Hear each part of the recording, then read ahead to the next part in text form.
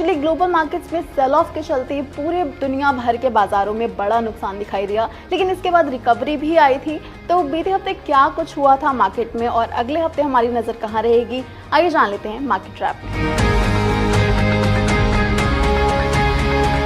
5 अगस्त को दुनिया भर के बाजारों में जबरदस्त बिकवाली देखने को मिली।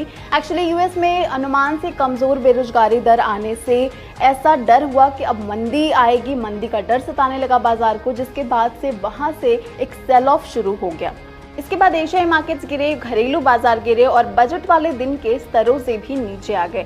जापान में निक्केई 37 सालों बाद इतनी बड़ी गिरावट देख रहा था। इंडेक्स 12% गिरा, यहाँ तक कि फ्यूचर्स ट्रेडिंग रोकनी पड़ी और उधर कॉस्पी में लोअर सर्किट लग गया। उस दिन सेंसेक्स निफ्टी भी 2.5% गिरे थे। इंडिया विक्स उस दिन ऑलमोस्ट 50% तक ऊपर चढ़ा था, लेकिन फिर बाजार में रिवाइवल आया, बाजार चढ़े, फिर गिरे, फिर चढ़े, यानी पूरे हफ्ते हमें ये ट्रेंड देखने को मिला। हफ्ते के अंत तक बाजार में मजबूती लौटती दिखाई दी। एफआईआईज ने वैसे इस हफ्ते बड़ी बिकवाली की थी। यूएस में हफ्ते के अंत तक बेरोजगारी दर के आंकड़े आए जो अनुमान से बेहतर थे। इससे यहाँ से बाजार में रिबाउंड आया, क्योंकि अटकलें लगने लगी, क्या अब मंदी का डर नहीं है। इसके अलावा सितंबर में यूएस फेड की ओर से एक बड़े रेट कट की उम्मीद लगाई जा रही है, जिसके चलते बाजार में एक पॉजिटिव सेंटिमेंट बना हुआ है। उधर करेंसी मार्केट भी काफी इवेंटफुल रहा। रुपया इस हफ्ते $84 के रिकॉर्ड निचले स्तर के करीब पहुंच गया। डॉलर इंडेक्स में रिकवरी आ रही थी और ये 103 के आसपास चल रहा था।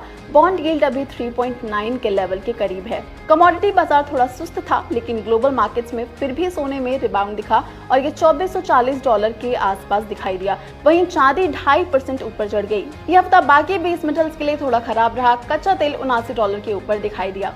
अपार्ट फ्रॉम दिस, बीते हफ्ते आरबीआई एमपीसी का फैसला भी आया था। लगातार 9वीं बार रेपो रेट को 6.5% पर स्थिर रखा गया है और इसके साथ बाजार में पहली तिमाही के नतीजे भी एक बड़ा ट्रिगर थे।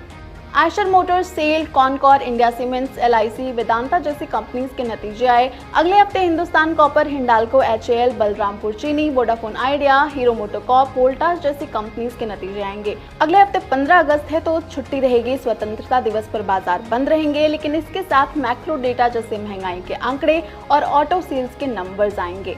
इसके अलावा ग्लोबल मार्केट्स पर नजर रहेगी। यूएस में वीकली